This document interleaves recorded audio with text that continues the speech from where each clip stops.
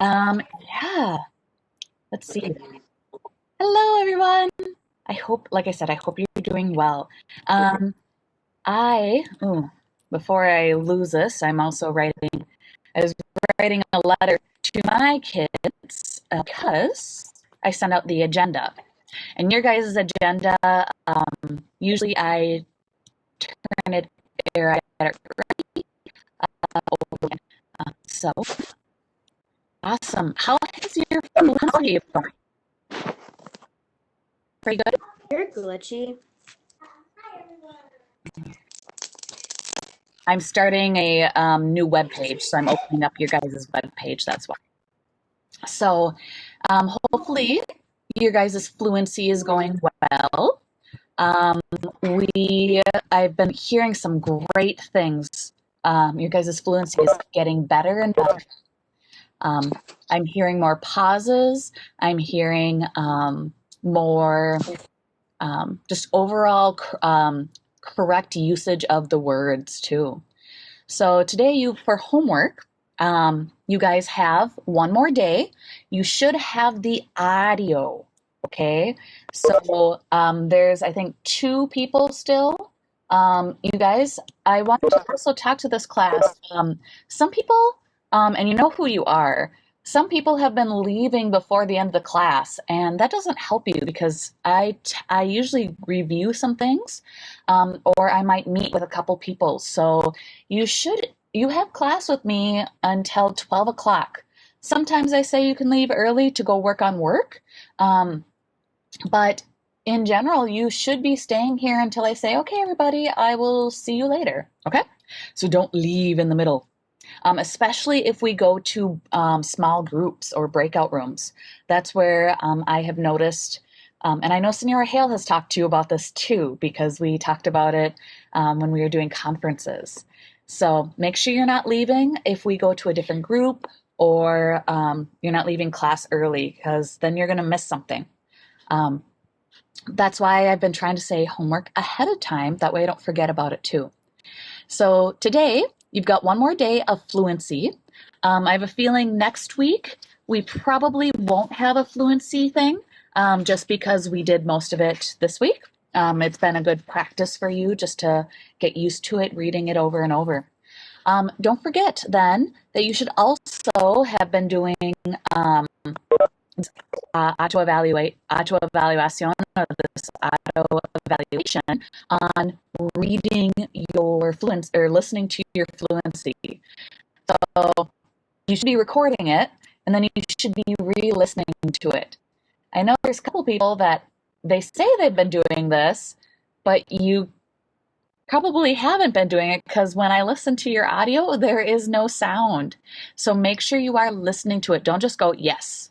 Okay? So I want you to actually listen to it, at least the first half of it. Okay? Because I want you to make sure that you are, how you're going to get better at it is if you are aware of how you can improve it.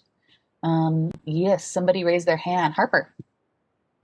So I kept telling my mom that she had to listen to it and then she forgot. So now today, Mhm. my grandma's going to listen to it for me, like all the days, and then she'll just grade me on all the days. That works. Yep. And I understand that sometimes parents aren't able to, so maybe have a sibling. And like I said, um, I'm not expecting you to listen to the whole thing, but I'm expecting you to listen to be able to grade yourself on most of it. So maybe like on Monday, you listen to the first half of it. Okay. And then you had your brother or mom listen to the second half or something. Okay, so you don't need to re-listen to the whole thing. I mean, really, they're only a minute long, a minute and a half, some of them, so they're not very long. So re-listening to the whole thing is not going to take a lot of time.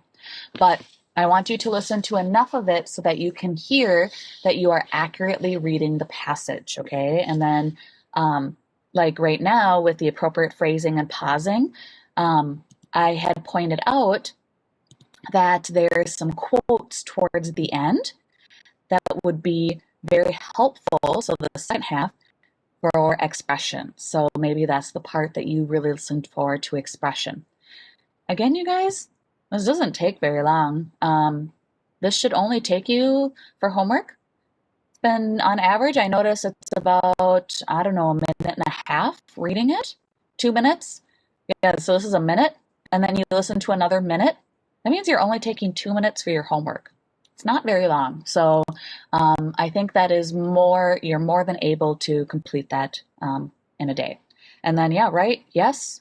And then I want you to do the little bit of self-reflection. So think about when you're reading it, okay, and you're listening to it, what is something with our next fluency that maybe you want to do better? Okay, so maybe it is you like to have more expression, or you really want to pay attention to the different kinds of pauses. So maybe a comma versus a period. Or was it this one that had a dot, dot, dot, and ellipses? Nope. There's one I felt like I read somewhere where there's an ellipses and it just kind of meant and continue on, okay? So, or maybe there's a couple words specifically. I know in the last one, the Grand Ronde River, I had to really slow down for it because it was kind of a tongue twister. Or, yeah, just make sure, I mean, as you're listening to it, what are some things you can improve? Okay. Again, you're only taking about 2-3 minutes to do it, and I think you're more than able to. Oops, I keep closing the page with my work.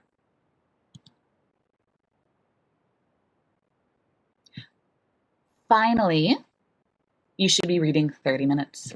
Okay, so things you need today. You need this handout. So why don't I'll give you time. We're going to open these 2 documents and put them in Notability or find them in your workbook. Handout 14C and 14D. I think those are the correct ones. Let me double check.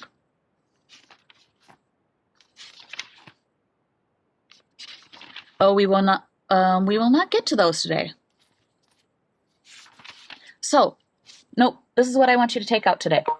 I'm sorry, ladies and gentlemen, this will be on Monday. Because remember how I tried squeezing things into one day? This is going to be Monday, so this is going to be the second part. What I want you to get today is 2 things. I want you to find, oh, and we're not going to do it right, blue. I want you to find your vocabulary journal.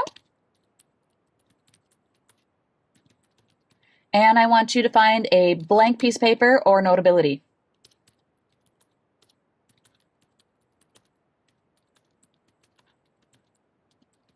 Are we gonna need them at the same time? Are we gonna do the blank piece of paper and the vocabulary journal at the same time, or They'll be different times.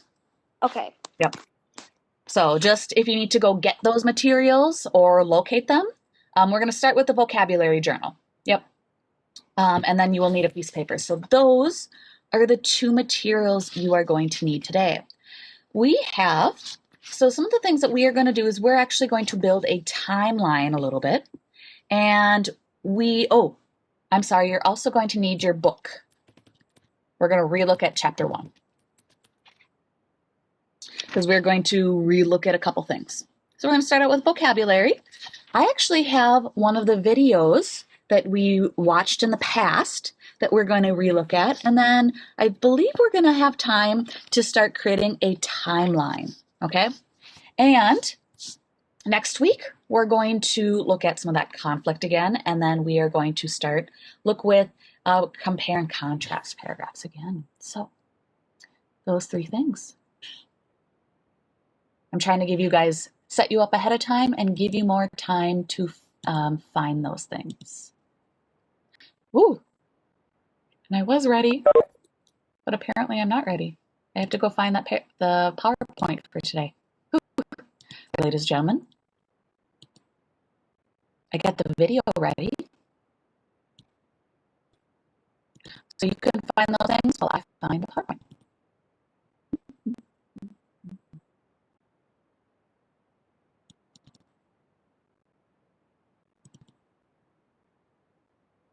I'm might be glitching here. Ah.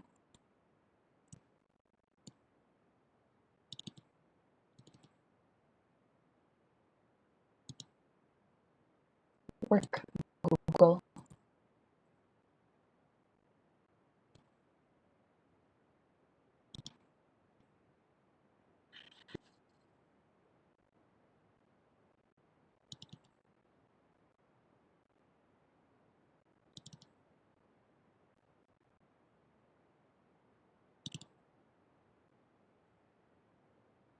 We are in lesson 14 today.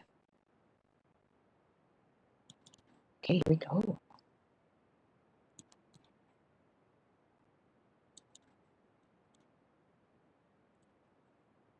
Patience, ladies and gentlemen. All right, so I've got my book, I've got a blank piece of paper, and I've got my vocabulary journal all ready. So, Thunder Rolling in the Mountains by Scott Odell. Oh, and remember, there's actually 2 authors for this book, and we're going to talk about that. I don't remember if we talk about it today. We're going to talk about it here eventually, why there's 2 authors. So,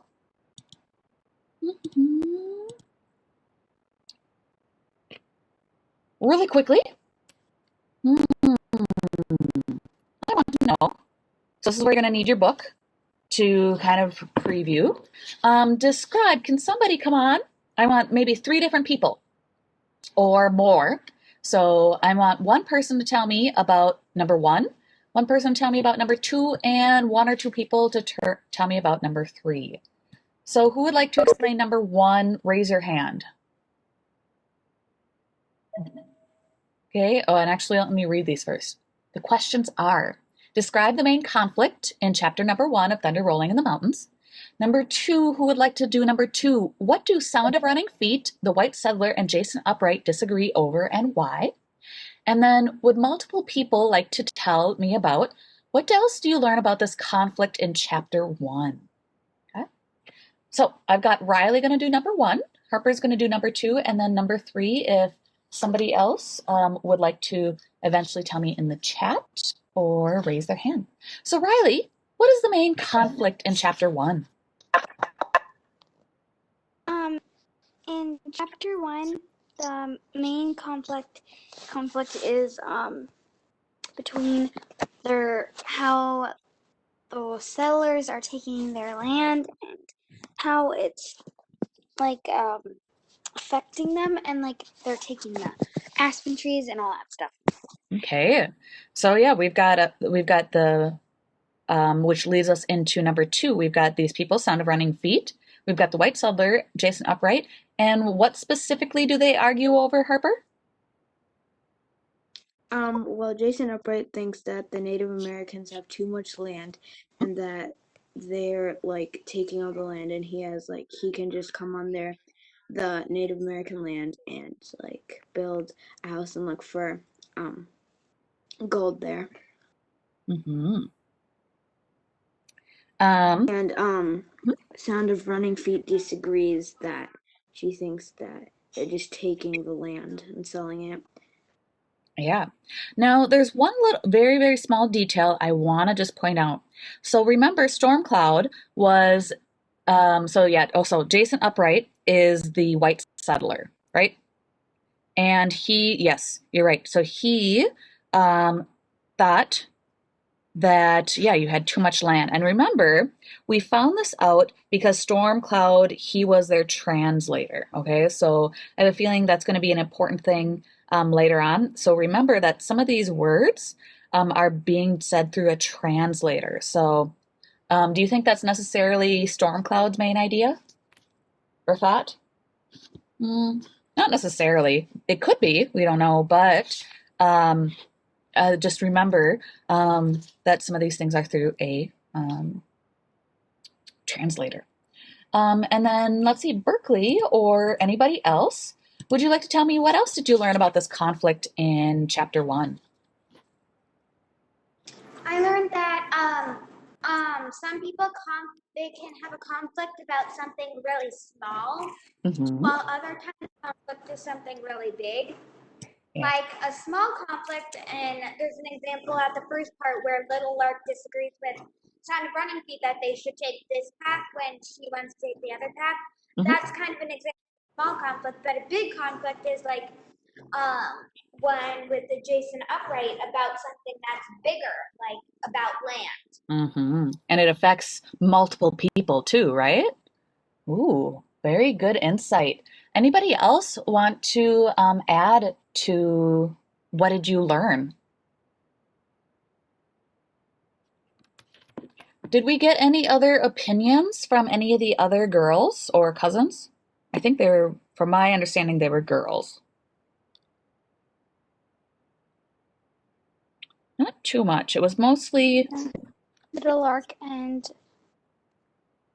not a lot of Little Lark, but some from White Feather and some from Little Lark, but mostly Sound of Running Feet. Yeah. So most of the opinion on this main conflict, this big conflict, was mostly on Sound of Running Feet. So hopefully we'll hear more about what other people thought. So our question kind of for today, and I want you to think back to, we had this article, and do I have it in my Notability still? I had to get new computers, so let's see. Do you remember when we talked about the miners and the ranchers and the settlers? Let me see if it's in here. Legend Times. I don't remember what paragraph that was. Oh, and it looks like it was on my old computer. I had to re-get my computer. But I want you to think back of what you already know about the conflict. So this big conflict of taking the land. So it's mostly about taking the land with the Nez Perce and the European Americans. So these white settlers. And we know we had them take it, and we talked about it yesterday over ranching. We had take it over just land. So some people ended up coming because they wanted to get away from homes and their old homes, or maybe something, their countries. And also miners, right? Because they thought there was gold. And that's why they talked about gold in this area, because they're out west where there was the big gold rush. Idaho, Oregon, Washington, those were where there's the big gold rush. So how does conflict? So our main questions are, how do cultural beliefs and values guide people? How does the conflict between the Nez Perce and the U.S. government reveal differing culture, beliefs, and values? And specifically today and on Monday, we are going to look at a deeper exploration of this conflict. And actually, we've done a lot of this. And we're actually going to look at both a novel, and we also have a film today that we've looked at. And tomorrow, or on Monday, we're going to look at that topic statement of a compare and contrast paragraph. Okay? So, take out your vocabulary. Beautiful. And we have three new words. So I'll give you time to write this down. Don't take a screenshot, you guys. That's not going to help you learn the words, okay? Remember, it takes you about 12 times to hear, see, write, and read these words, okay? So, and we got to do them in different ways, okay? So we've got these three words. So you can do a split screen, doble pantalla, and add this word, prosperity. That means you have a lot of wealth and riches, okay? So, for example, right now we have a lot of prosperity with having electricity compared to like Texas. Or maybe my wealth and riches, I feel like I'm pretty wealthy because I've got my health, okay? So prosperity could be different wealth. Synonym would be having goods or money. Okay? So we've got wealth, riches, prosperity. Here, I'm going to actually write it on my other screen that way. when we turn these in. I usually post pictures of what we should have. Can I tell you where I think they use the word prosperity? I think they did already use it. You're right. Okay. Yeah, because when they were talking about gold, maybe they used it. Yeah. Oops. I'll pull it back in just a second. Google Chrome. There we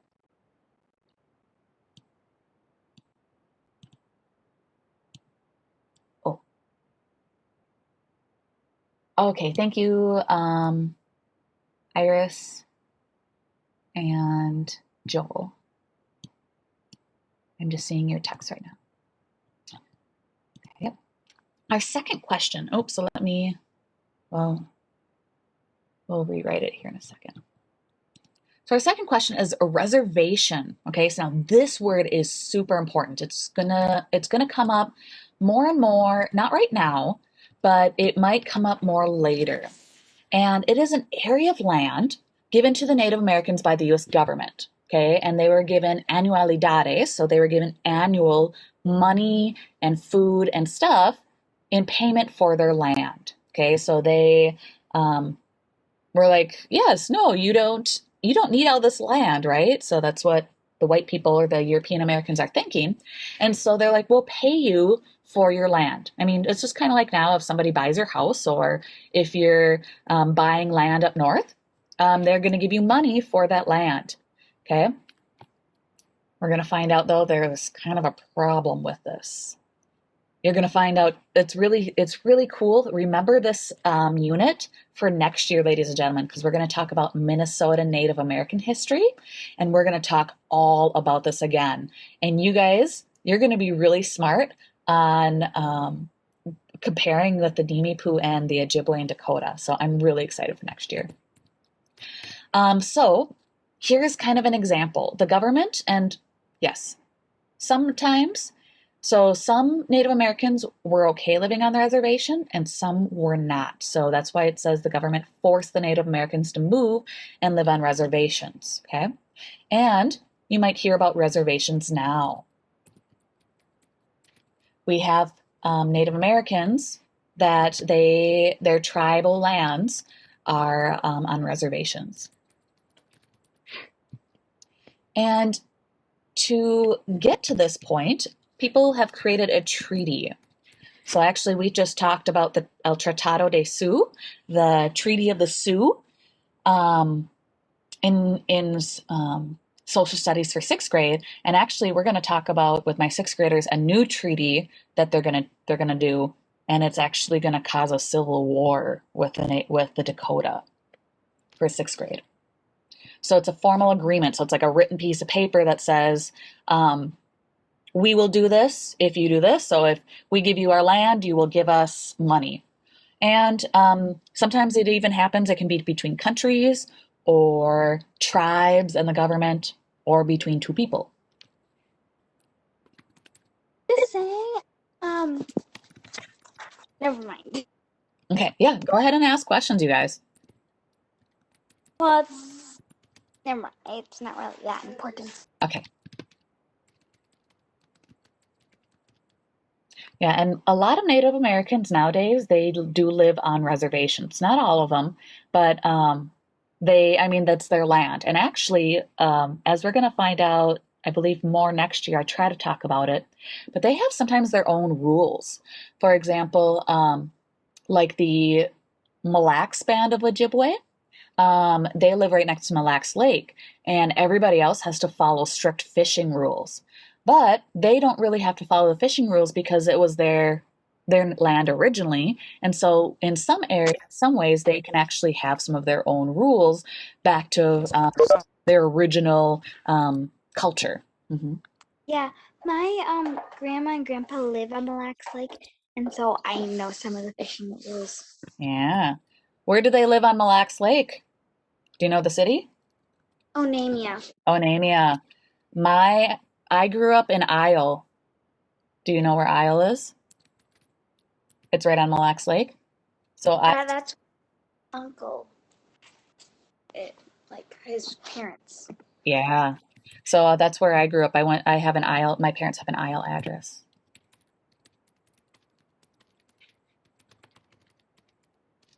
Okay, so I'm just finishing writing these up too.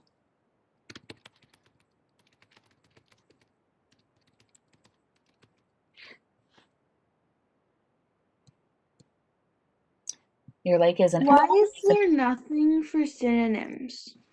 well, for the first one I said prosperity. A treaty, why don't you write a synonym like a contract?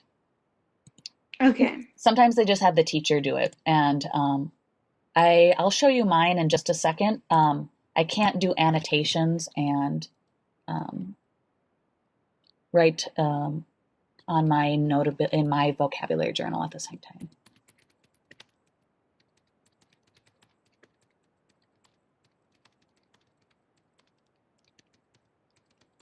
Yeah, so we got Mille Lacs. There is usually where there's a lot of casinos. A lot of them are close to tribal lands.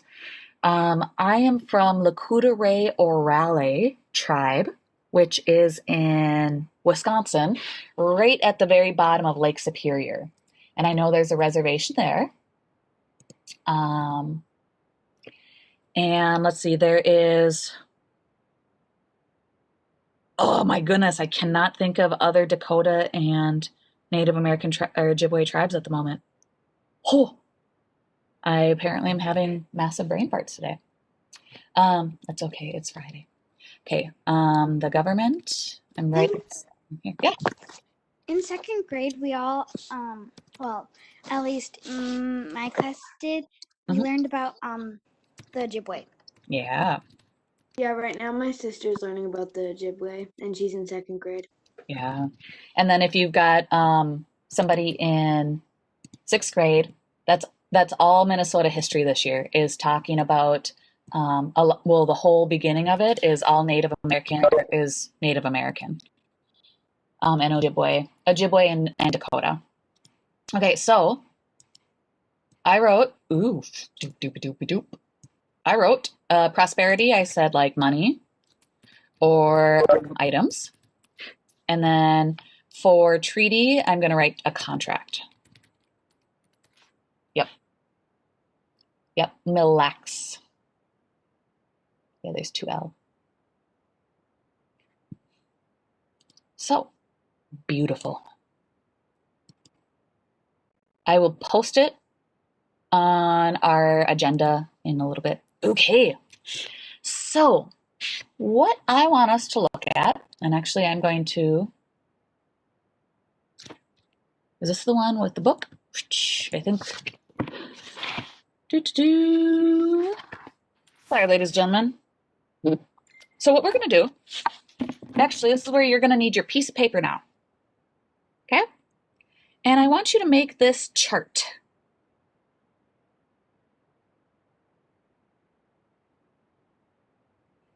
I want you to make this chart that says relationship in the early 1800s and relationship in the later 1800s. Okay, so can you do this chart for me? On a piece of paper or in Notability?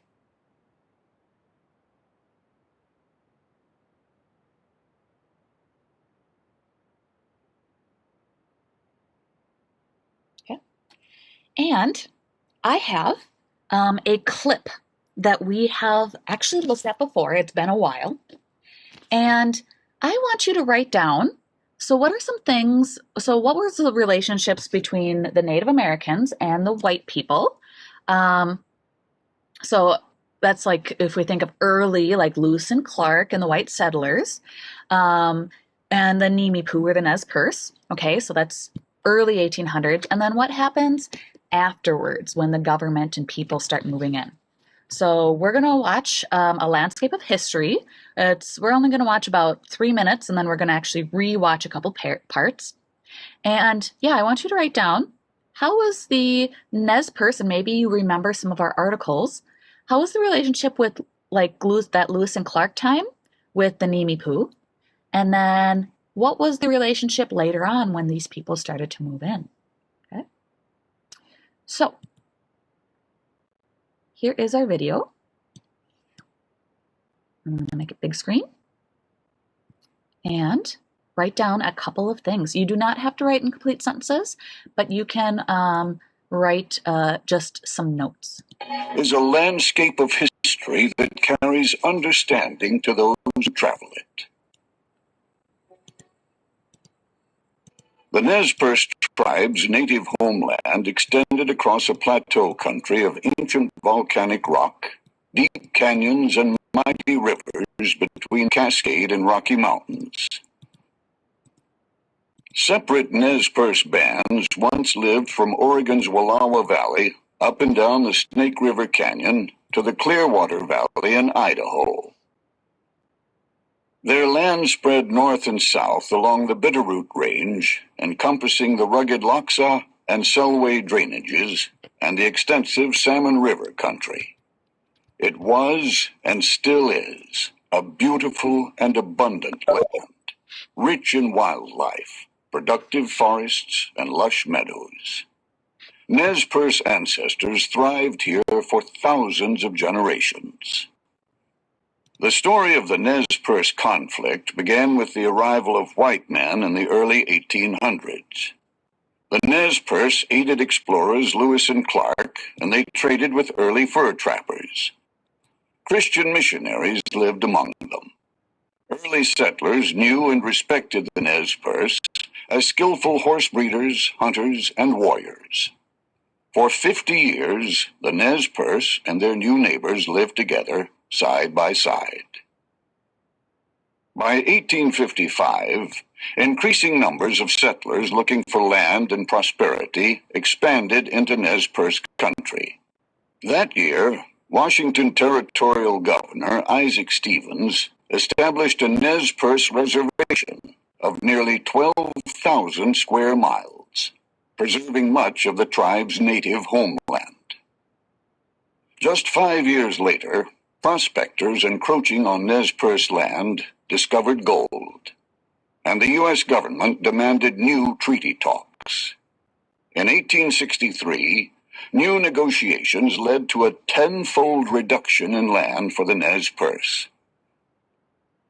Several bands whose traditional lands were not included in the reservation refused to sign the treaty.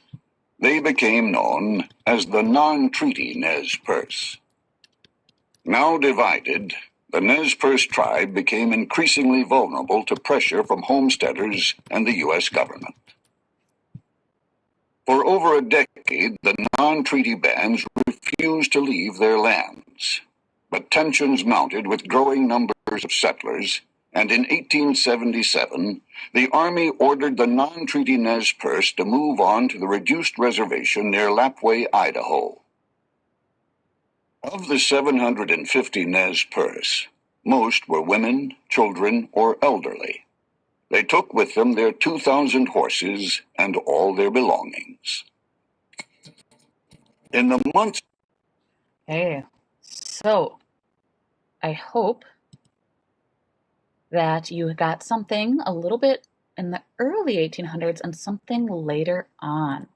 So what did we learn about this film clip and that relationship? So could somebody tell me what were some things that you taught? Let's just talk about the early 1800s. What did we learn about the early 1800s?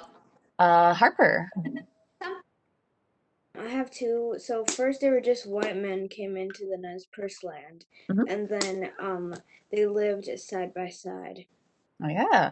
Riley, do you have something to add? They were friends with Lewis and Clark. Okay, Berkeley, do you have something to add?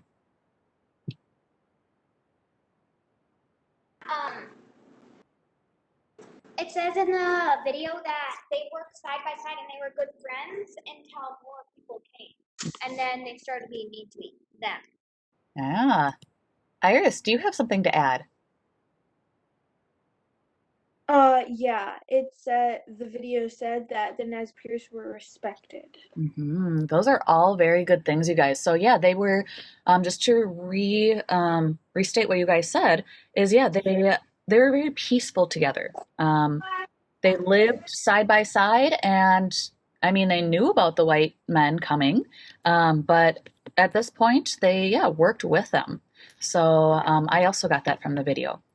What was that thing what caused this relationship to change then? So what happened in Washington? The gold rush and the government. Yeah, the government told them. Yeah, so They did a tenfold reduction of the Nez Perce land. Yeah, they put him in reservation. So Washington, yeah, just decided to shrink their amount of land, and they called it a reservation. And that was kind of the first bit. And then, like Riley said, they found gold. Was there anything else you guys wanted to add? What else then caused the tensions to augment? What I wrote is they found gold and the settlers came in. They made the land so much smaller and they forced them to move. Mm-hmm. Does anybody want to add on to that? Did everybody want to move? No. And the settlers did not want to move. Yeah, settlers, they were like, no, this is our land now. The Nimi Poo, no, this is our land, right? So, our essential, okay, we kind of talked about this. Our essential conflict was that land, right? All of it is over land. Riley. Like it said in the beginning, it said that they were friends, neighbors. Mm-hmm. I wonder if a few of them wanted still to be friends, even in the after in the later relationship. Mm-hmm. Yeah, I don't know. Well, and they said it was 50 years that they were together. So I'm assuming some people ended up passing away, but their children, some of them still had good relationships. So yeah, so I would say our main conflict, yeah, was over land. Were there little bits and pieces more? Yeah. For example, the Nimipu wanted their homeland because it was theirs. And then what was it again that the other side wanted? What did they find on the land? Or what were those? Let's see. There were 4 things that they found. Gold. What was that article again? There's the miners. What else did they use the land for? They want it for? There was another thing. They used it for. I don't know, but there was another thing in the article that we read. Mm-hmm. So we had miners that were looking for gold. What do the ranchers want to use the land for? Ranching. Cattle, yeah. Cattle, yep. So they wanted it for cattle because they wanted to raise cows. What did the settlers want it for? And also in the Thunder Rolling in the Mountains book, it said that some people used it to grow crops, but mostly to dig gold. Yeah, so agriculture, yep. Plant seeds. It says they were called the settlers and they came to plant seeds, but mostly dig gold out of streams and rocks. Okay, so yeah, so we have agriculture, and actually that was a huge part of Minnesota, and actually more down south and Iowa. And what did the settlers want? They wanted just a place to live, right? Yeah. Okay, so what we're going to do is let's create kind of a timeline. And what I want you to do is, you know what? We're going to, I want to make sure that I am not missing something.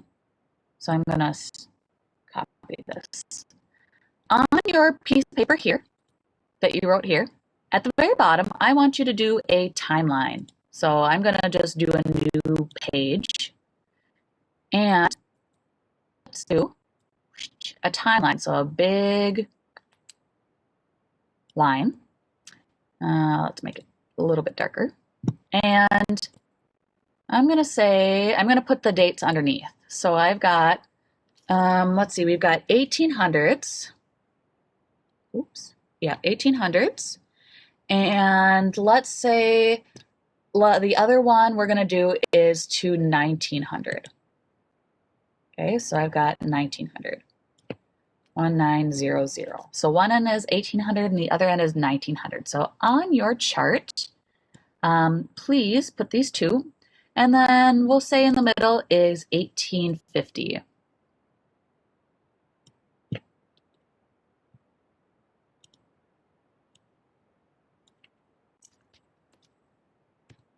That way it kind of separates it for us. Okay, and we're going to put this first event.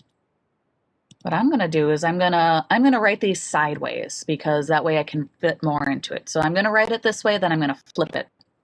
Our first event is I'm going to put is 1804.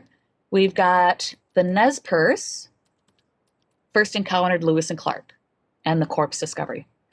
Perce first encounter Lewis and Clark and the Corps of Discovery and the journey to the Pacific.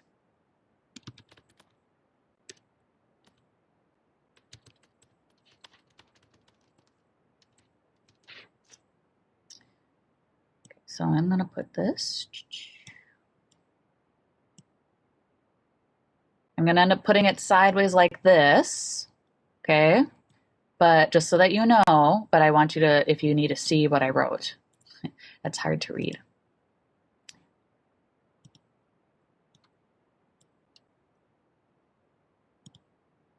This first one's going to be 1804.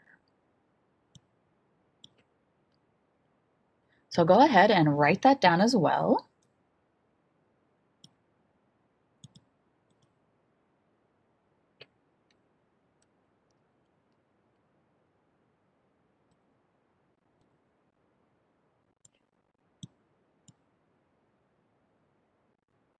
Oh, I don't want to do that yet.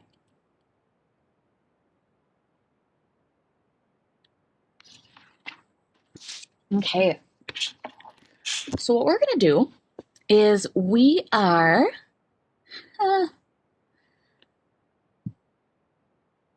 going to, where do I have this? We're going to rewatch a part of that clip that we just saw, okay? And you know what? I'm going to share this with you in the, do I have it in Schoology? Double check. I think I have this document in Schoology.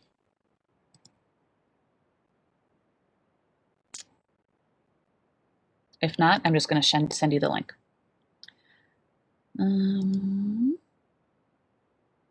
13, I want 14B.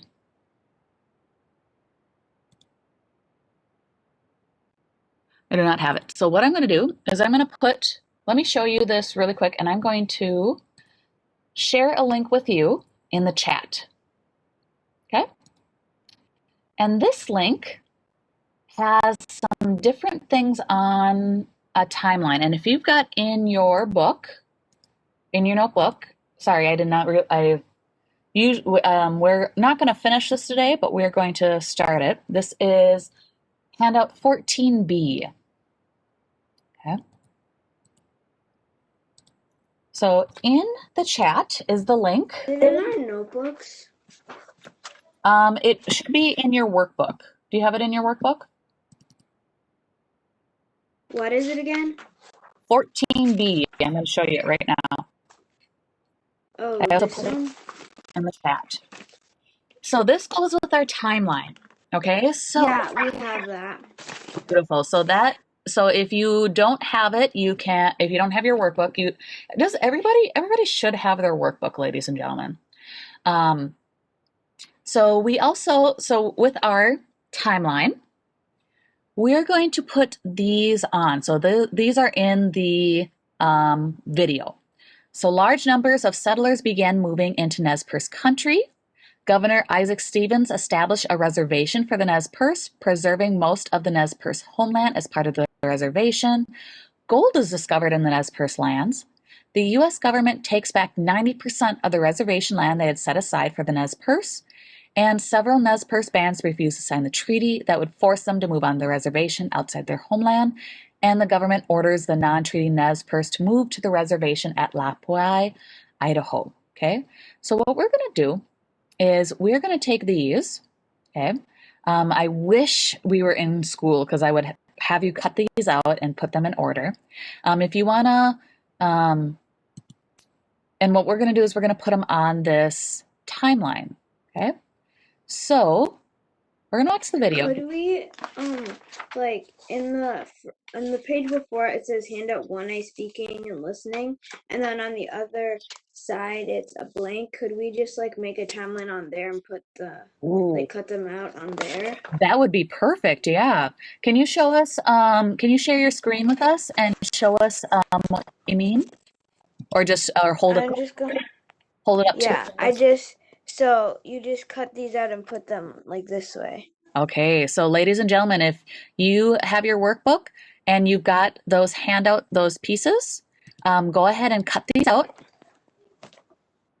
If you're Notability, why don't you take screenshots of this and put it on your timeline? I'll give you some time to do that, ladies and gentlemen. We will maybe have time to organize them today, and then we'll review it on Monday, okay? So cut these out or take screenshots, and I want you to put them in Notability or put them on a piece of paper next door or next to where that is. We can glue them or tape them on, or you can number them if you don't have any glue. Then the last thing we'll do for today is we'll watch the video and we'll put them in order, okay? We will check then. So is it 14B? 14B, yep.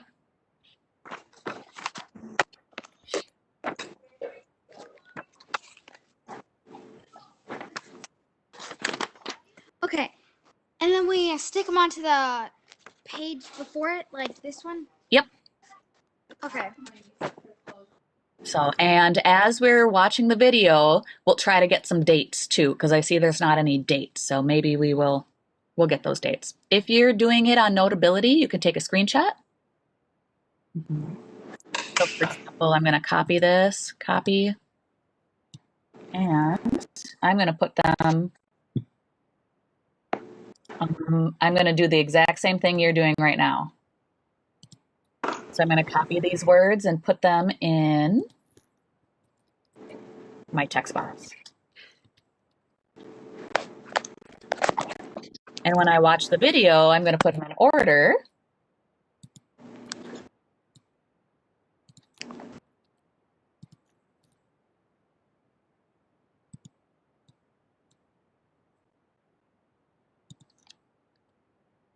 And try to put a date. Cutting them smaller than where the lines say, because they're a lot smaller than that, so they'll fit better. Yeah, that's a good hint.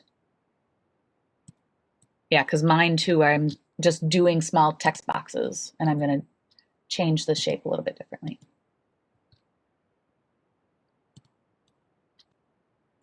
Is that okay if I cut out the page? Yeah, you can cut the page out. I did them like this small. Yeah, that works really well.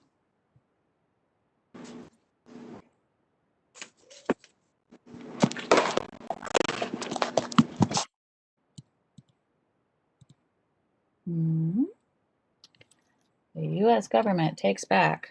Okay. Yeah, so yeah, what I'm doing too, just like what you're doing, so you're cutting them out. I'm taking a screenshot, or I'm copying the words here. If you need it, I did put the link to this document in the chat. And I'm putting this on just the words all over in my PowerPoint too. Then we'll watch the video and try to put them in order. It's my timeline. Beautiful.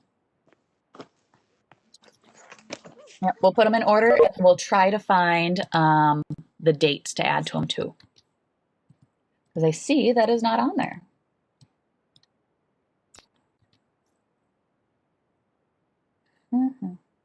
Interesting. Okay, so I'm going to make all these smaller too. because I want them to fit on my timeline.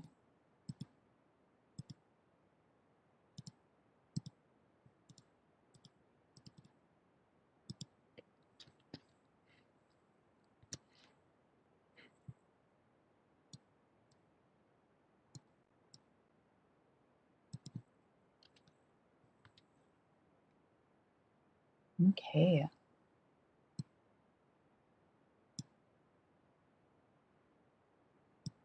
So I can show you. I got that. Beautiful. Okay. So, yep. Ooh, timeline. I've got all these cut out too. Yep, it doesn't say the dates or anything. So we're going to write the dates, hopefully, as we say. What page is it? It is 14B. Yep. Don't have page numbers because Yeah, they don't have page numbers. So 14B. Okay. So as you're doing that, I'm going to give you about 3 more minutes to cut it out because I know some people had to get the page in the book and stuff. So should we have wrote that the first thing you wrote at 1804? Yes, if you don't have this, why don't you add that at the very beginning? Yep. So if you do not have this on your timeline, or I know if you cut it or you put it there in your book, you can now write 1804, Nez Perce first encountered the Lewis and Clark and the core discovery on their journey to the Pacific.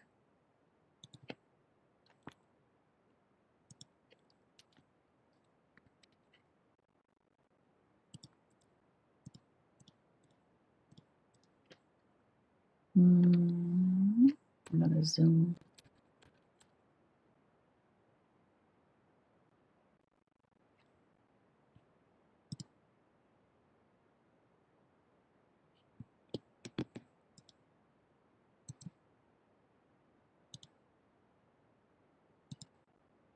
So, should we add dates onto them?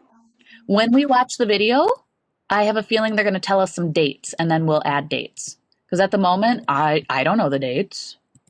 Well, I cut them too small to put on the dates. Well, when you paste them, then you can write the dates. Yeah, on the paper. So. Yep. So you can write them on the paper, or write them on the back for now, as you organize them, and then on Monday we'll double check to see what we have, if we have them in the right order, and if we need to add stuff to them. Okay. So what I'm going to do. Why are you weird and square? Huh. So what I'm going to do is I'm going to turn on the video again, and it should tell us what order these go in, and it should tell us some dates. So as you do that, I am going to put these in order up here. Okay, if you want to use tape or if you want to kind of glue a corner down, I won't do the whole thing just because we might have to move them around. So just glue like a corner, or if you want to number them too, if you don't want to glue them quite yet, that's fine. And on Monday, we will see what order we put them in. So I'm going to start at 3 right here. And in this video, it should tell us our answers. So listen to the video, do 2 things. Put them in order and try to write the date on them if you hear a date. Generations. The story of the Nez Perce Conflict began with the arrival of white men in the early 1800s.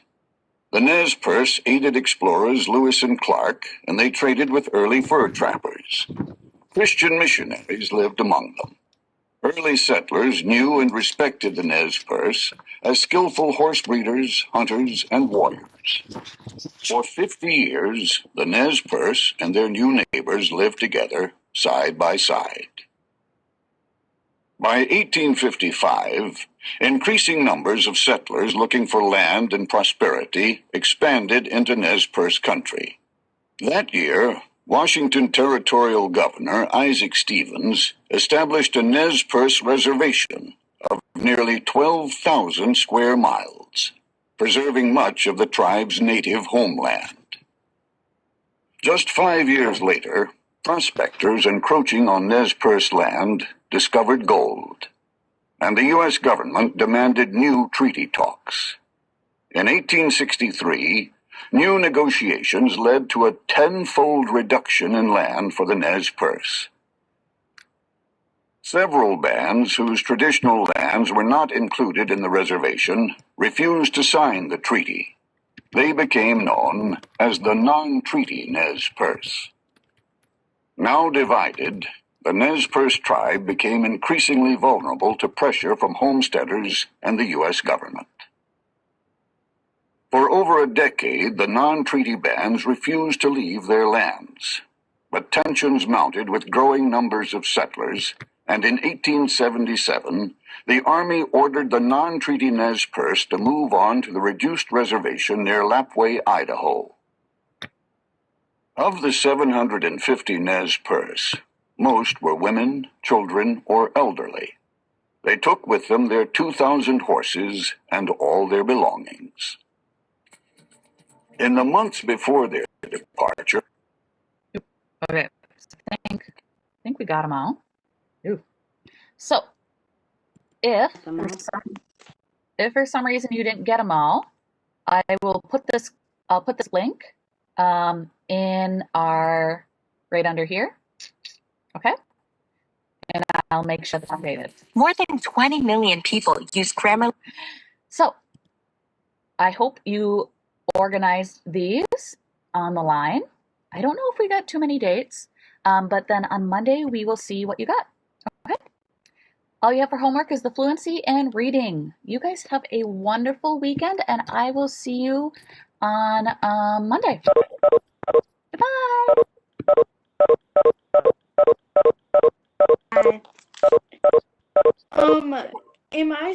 Should I glue these down here too?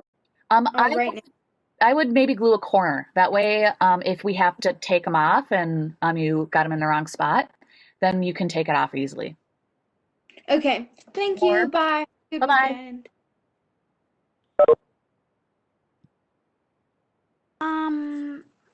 So, we're not supposed to glue them. I mean, just the corners. Yeah, just the corners, just in case. Or you could, if you want to set them in it there carefully and close the cover, you can do that too. Okay.